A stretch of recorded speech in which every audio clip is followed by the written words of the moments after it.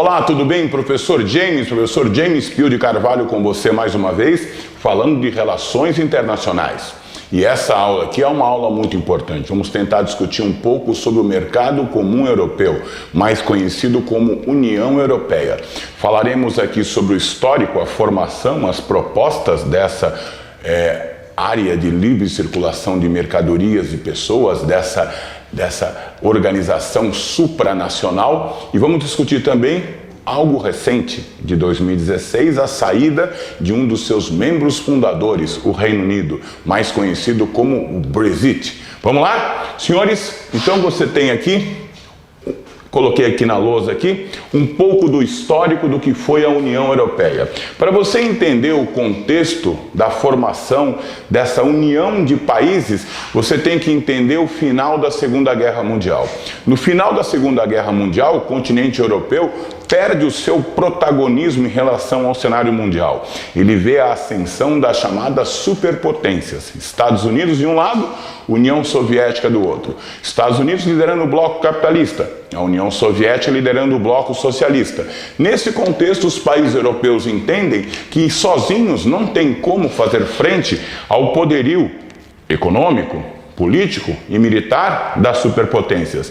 Então o que eles resolvem fazer? Se unir. E a primeira dessas tentativas se deu um pouco antes do término da Segunda Guerra Mundial. É a criação do chamado Benelux. Quando eu falo Benelux, eu falo na sigla dos 3 países que vão se unir para tentar simplesmente controlar o comércio de carvão mineral na Europa. São eles: B de Bélgica, N de Nederland, Holanda, Países Baixos e Lux de Luxemburgo. Então a primeira das organizações supranacionais a surgir na Europa foi o Benelux, Bélgica, Holanda e Luxemburgo, que pretendiam controlar o comércio, a produção e, consequentemente, o preço do carvão mineral. Deu certo a coisa. E aí? Vamos ampliar. Em 1952, mais 3 países vão se juntar ao Benelux e vão formar o que ficou conhecido como SECA. O que quer dizer SECA? Comunidade Europeia do Carvão e do Aço. Comunidade Europeia do Carvão e do Aço. São 3 os países que irão ingressar e, junto com Bélgica, Holanda e Luxemburgo, formarão agora um bloco com 6 países. Além de Bélgica, Holanda e Luxemburgo, você tem a França, a Itália e, na época, a Alemanha Ocidental. Na época, o mundo tinha uma Alemanha Ocidental e uma Alemanha Oriental. A Alemanha Ocidental capitalista, a Alemanha Oriental fazia parte do leste europeu comunista. Então, Bélgica, Holanda, Luxemburgo, França, Alemanha Ocidental, mais Itália formaram a SECA em 1952, Comunidade Europeia do Carvão e do Aço. A ideia deu certo. E aí? Vamos ampliar? Em 1957, na capital da Itália, Roma, foi assinado o Tratado de Roma. E o Tratado de Roma trazia todo o esboço do que viria a ser a União Europeia. Na época, as propostas foram o seguinte, olha só: criar uma área, no futuro, onde se permitiria a livre circulação de mercadorias e pessoas. Teríamos uma única unidade monetária e criaríamos um parlamento europeu. Isso foi feito em 1957. Foi a proposta, não foi colocado em prática, foi a proposta de se criar uma área de livre circulação de mercadorias e pessoas, uma moeda única e um parlamento europeu. Pois bem, a ideia deu certo e mais 3 países vão entrar aqui. Então você tem Bélgica, Holanda, Luxemburgo, França, Alemanha e Itália. Agora eu tenho quem? Vem ver. A Dinamarca. Quem mais? A República da Irlanda está aqui. E presta atenção quem vai entrar em 1973 na SECA, na Comunidade Econômica Europeia. Aqui é a Ilha da Grã-Bretanha, aqui tem Inglaterra, País de Gales e Escócia, na Ilha da Grã-Bretanha. E aqui no norte da Ilha da Irlanda, eu tenho a Irlanda do Norte. Inglaterra, País de Gales, Escócia e Irlanda do Norte formam o Reino Unido. Em 1973, então, começa a fazer parte do que a gente chama de SECA, o Reino Unido mais a República da Irlanda e mais a Dinamarca. Isso em 1973. Então agora fazem parte da Comunidade Econômica Europeia, Comunidade Econômica Europeia era CECA, em 57 virou Comunidade Econômica Europeia. Bélgica, Holanda, Luxemburgo, França, Alemanha, Itália, Reino Unido, Irlanda e Dinamarca. 9. Mas a coisa não parou por aí não. Olha aqui, no ano de 1981 entra um outro país aqui. Quem é que entra? A Grécia. 1981 entrou a Grécia, são 10. E em 1986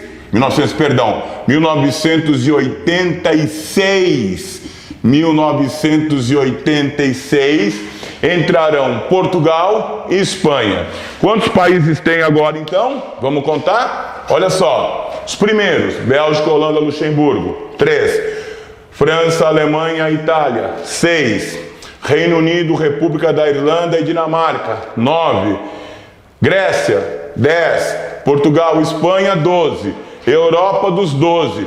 Se você olhar para a bandeira da União Europeia, ela é toda azul com 12 estrelinhas. Representam o quê? Os 12 países que vão assinar no ano de 1982 o Tratado de Maastricht. Maastricht é uma cidade localizada no sul da Holanda. Então, em 1992, assina-se o que foi proposto pelo Tratado de Roma em 1957. Isto é, eles vão colocar em prática a livre circulação de mercadorias e pessoas. Como assim? Um italiano poderá ir à França, um francês poderá ir à Alemanha, um alemão poderá ir a Portugal sem necessidade de passaporte. Isso é a livre circulação de pessoas. Os países que aceitam isso, a livre circulação de pessoas, fazem parte do quê? Do espaço Schengen. Espaço Schengen. Schengen. Espaço Schengen. O que é isso? É a área onde os europeus podem circular livremente. Se você fizer parte disso, você aceita que pessoas de outros países circulem no seu, e você poderá circular em outros países também. Criada a unidade monetária da Europa, é criado o euro. O euro então foi criado em 92, passa a circular oficialmente em 2002. Então tem 18 anos que o euro já circula como moeda nos países que forem signatários. Para você ser aceito na zona do euro, é necessário isso aqui, que você tenha um déficit público, se você tiver. Atualmente, pouquíssimos países não têm déficit público. O déficit público para você fazer parte do euro tem que ser inferior a 3% ao ano. Então, a diferença entre o que você gasta e o que você arrecada, o Estado não pode ter um déficit público superior a 3% ao ano. É uma exigência para você fazer parte da zona do euro. Outra exigência, essa daqui: a sua dívida pública, isto é, a dívida dos estados, ela não pode ser superior a 60% do PIB. Então, você tem uma dívida pública, todo país tem dívida pública, raríssimos são os que não possuem. Ela não pode ser superior a 60% do PIB. Ora, para você aderir à zona do euro, então, é necessário que você aceite princípios básicos do quê? Do neoliberalismo. Como assim? A diminuição do Estado, a contenção de gastos públicos. Isso é necessário para você fazer parte da zona do euro. Você aderir ao neoliberalismo. Tudo bem? E aí? E aí que nós temos 12 países, mas a coisa vai aumentar. Você quer ver só? Em 1995 entrarão aqui, Áustria, Suécia e a Finlândia. Em 1995 serão agora 15 países. Mas até aqui há uma certa homogeneidade na União Europeia. Por quê? Todos os países que eu citei, Bélgica, Holanda, Luxemburgo, França, Alemanha, Itália, Reino Unido, Irlanda, Dinamarca, Grécia, Portugal, Espanha, Áustria, Finlândia e Suécia, são países homogêneos. Pertenciam ao chamado primeiro mundo na velha ordem mundial. Eram países que eram adeptos do capitalismo, praticavam a economia de mercado, propriedade privada dos meios de produção.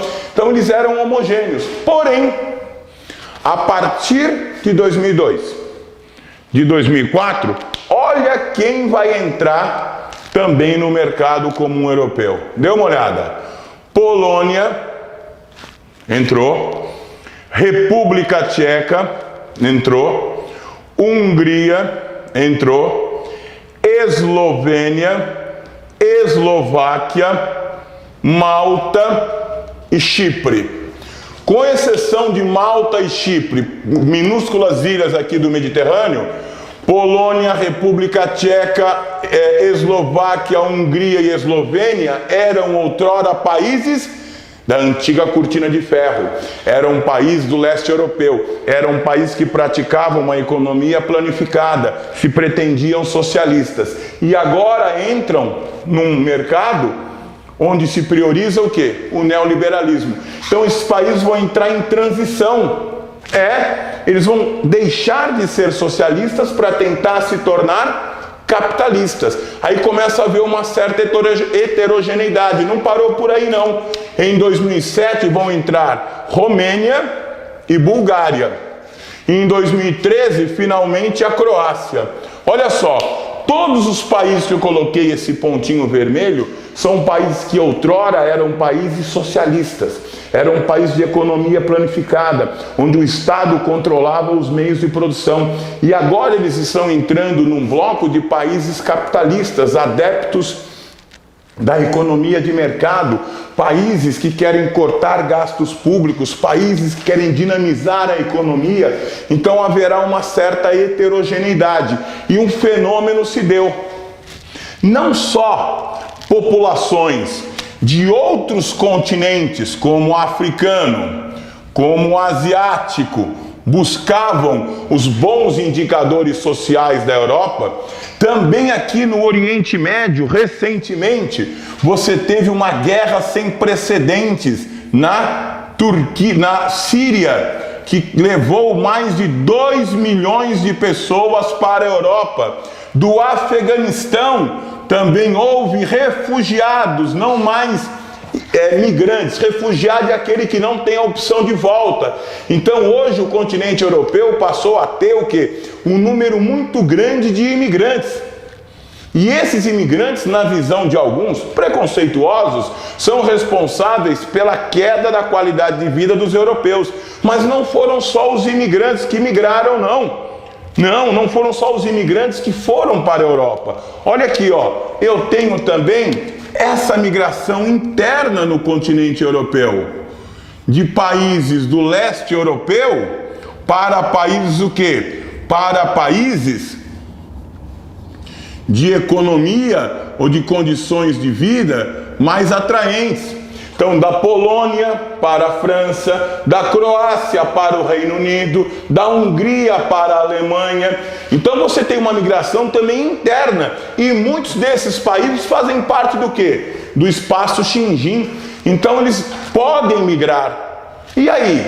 E aí que um país percebe não, tem a ideia de que a União Europeia não foi benéfica. Não. Havia problemas relacionados à permanência desse país na União Europeia. E era um país que foi um membro fundador. Entrou em 1973, eu digo o Reino Unido. O Partido Conservador no Reino Unido pede, e o então primeiro-ministro à época, David Cameron, aceita realizar um plebiscito.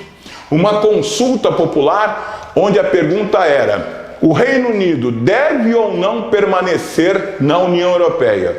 Esse plebiscito foi realizado em junho de 2016 e, surpreendendo a todos, a vitória foi a saída do Reino Unido da União Europeia. 51 a 49, 51,5 a 48,5% dos votos foram favoráveis ao Brexit. Brexit quer dizer o quê? Britânicos fora. BR, britânicos, existe saída, britânicos fora. Então o Reino Unido, após esse plebiscito, anuncia que sairá da União Europeia. Os principais argumentos daqueles que defendiam a saída do Reino Unido da União Europeia foram a perda de soberania das decisões econômicas. Tudo que fosse decidido teria que passar anteriormente por quem? Pelo Parlamento Europeu. Os altos impostos gastos para a manutenção da União Europeia também foi outro argumento. E, finalmente, um sentimento de xenofobia, de intolerância a estrangeiros. Então, o movimento conservador, preconceituoso, intolerante, foi uma das causas do Brexit, da saída do Reino Unido da União Europeia. Essa saída, que foi aprovada em 2016, só foi ratificada agora, em 2020, em janeiro desse ano. Em janeiro desse ano, demorou então quase 4 anos, 3 anos e meio, para que fosse ratificada a saída do Reino Unido da União Europeia. Bom, não podemos fazer perspectivas do que acontecerá, porque vivemos numa pandemia e qualquer perspectiva agora seria bastante temerosa, mas a verdade é que boa parte das relações comerciais do Reino Unido eram com países da União Europeia. Então, o que se espera agora é que isso vá causar impacto na economia britânica. É isso. Espero que você tenha entendido e a gente volta em novas oportunidades. Tchau!